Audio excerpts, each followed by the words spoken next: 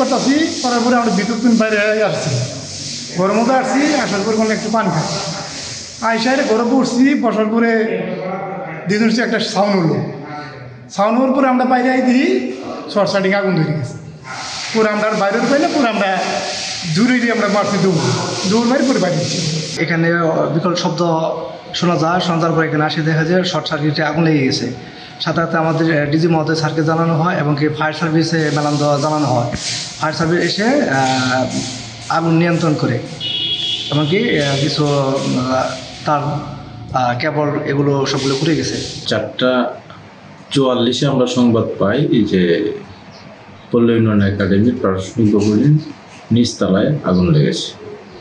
তখন আমরা 4:45 আমরা এখান থেকে আউট হয়ে 4টা বসুন্ধরা টিস্যু অশুদ্ধতার বিরুদ্ধে এক বিন্দুও ছাড় নয়। 55 আমরা ওইখানে উপস্থিত হয়ে আমাদের তদন্তকল্পনা গাড়িতে বিদ্যুতের যে মেইন বোর্ডটাতে আগুন লেগেছে, ওই বোর্ডটা আমরা আগুন নির্বাপন করতে সক্ষম হই। পল্লী উন্নয়ন একাডেমি জামালপুরের যে প্রশাসনিক ভবন 10 তলা বিশিষ্ট, তার নিচতলায় মেইন ডিস্ট্রিবিউশন বোর্ডে বৈদ্যুতিক শর্ট সার্কিটে আগুন লেগে যায়।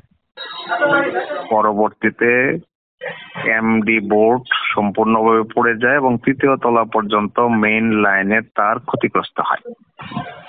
সাবস্টেশনের 3টি ব্রেকার নষ্ট হয়।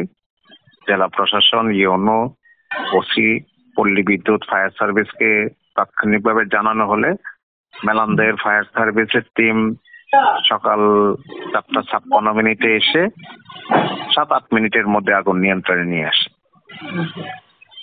এমডিবি বোর্ডের তার সহ আনুষঙ্গিক সকল মালামাল বাবদ 6 থেকে 7 লক্ষ টাকার ক্ষতিগ্রস্ত হয়েছে, তবে ভবন এবং যানমালের উল্লেখযোগ্য কোনো ক্ষতি সাধিত হয়নি। আচ্ছা, ভবন বা ওই সময় নির্মাণের সময় ইলেকট্রিক্যাল কাজে কোনো নিয়ম দুর্নীতি হয়েছে কিনা বা এমনটা মনে করেন কিনা? না, এটা তো আমি বলতে পারি না দেখে, কারণ এটা যেহেতু আন্ডারগ্রাউন্ডে অনেক তার গিয়েছে, এটা এক্সপার্ট দিয়ে পরীক্ষা করিয়ে হয়তো পরবর্তীতে বলা যাবে।